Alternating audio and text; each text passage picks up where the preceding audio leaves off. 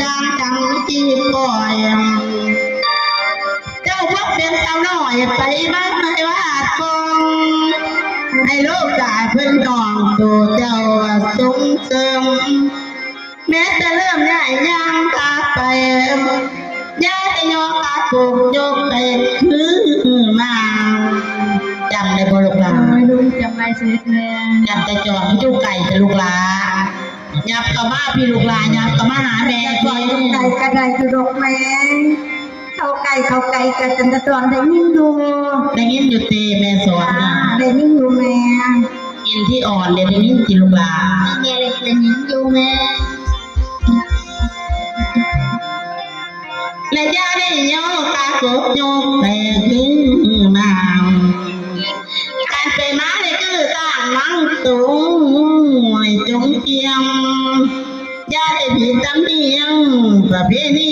เต่าโบราณเจ้าบรรทัดตอนการไปมาให้เป็นคุ้มก้อนอย่าแยกดูละตั้งตัว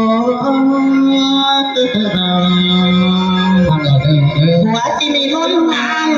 เสียงอันตรายลางเด็ดตอนนี้จอดอ้า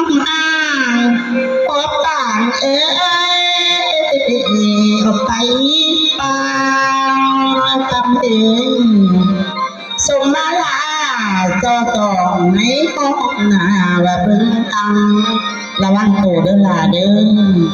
พ่อแม่บอกแม่สอนแม่จื้อให้จำได้ลูกหลานส่งจะเป็นคนเศร้าเล่าเด้อลูกเด้อยามเกิดจอจองในห้องหน้าเพิ่งตังระวังตัวเด้อล่ะสาวขนมเต้นก้มดวงก่อนดอกกาก่อนก็ผ้าตั้มเป็นสีทองตะเวนแดงรับเลี่ยมไม่ขั้นสามน้อยให้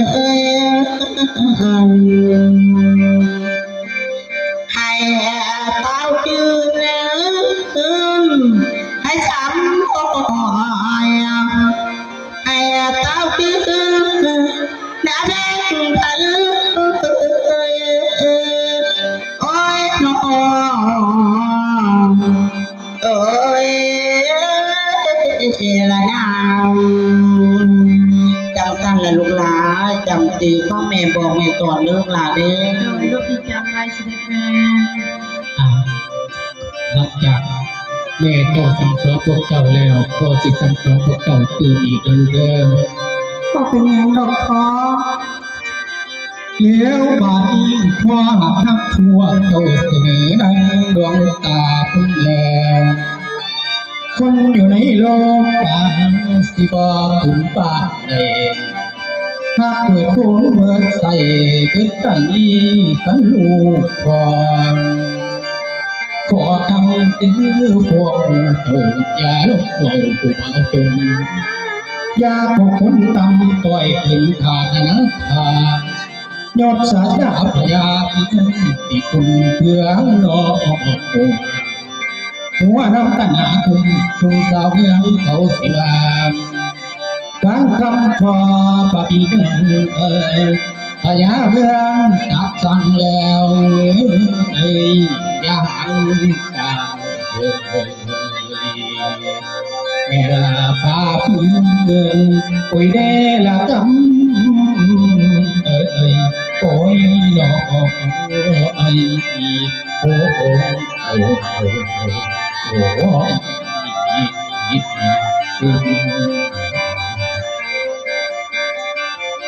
นี่แหละเลยขอสั่งนักสั่งให้ลูกไปมาเป็นคนระมัดระวังเพื่อความปลอดภัยอย่าไปกบต้นทาง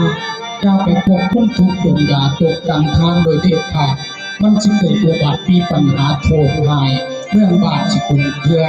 จับทับทอให้ดีด้วยลูกเด้อเอาเป็นอย่างดอกพอจะมาดูลูกหลานพ่อบอกท่านจำจันจะลาพอไปสักที่สักนี่แบบเรียกว่าการจุดไฟดีแล้ว อันนี้แหละแม่เอ้ยแม่ทิมที่สอนหน้าดองหูบอกกษัตริย์กาลูกพญาของเมืองส่วนนี้ก่อน แม่ละลูกเลย สักจันละยาดองตาดำคิ้วหูกองผิวบ้านช่วยบองเสียงทิ้งกองย้ำหัวยงยันยายใส่แดงสาวสัน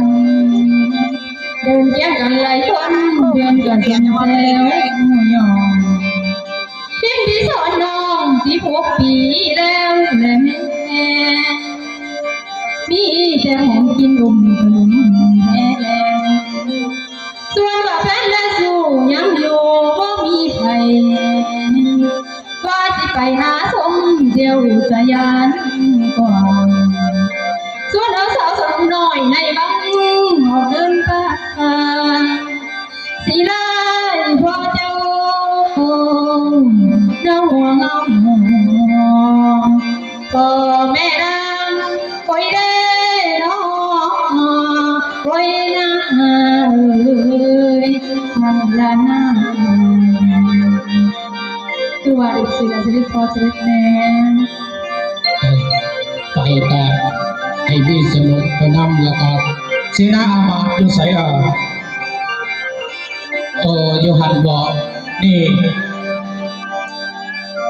ข้าพเจ้าสิสั่งเนอะให้เจ้านี่อารักขาลูกที่พิสอนอิทุอ่อนตัทจรนี่ครับพ้องทั้งสนมผมมาว่าเลยกับอีหอย ถ้ารักษาบกุม และ พ่อ ไอ้ ผ่า แก้วจีวรถ้ารักษาลูกของเขาบอกกลุ่มนี้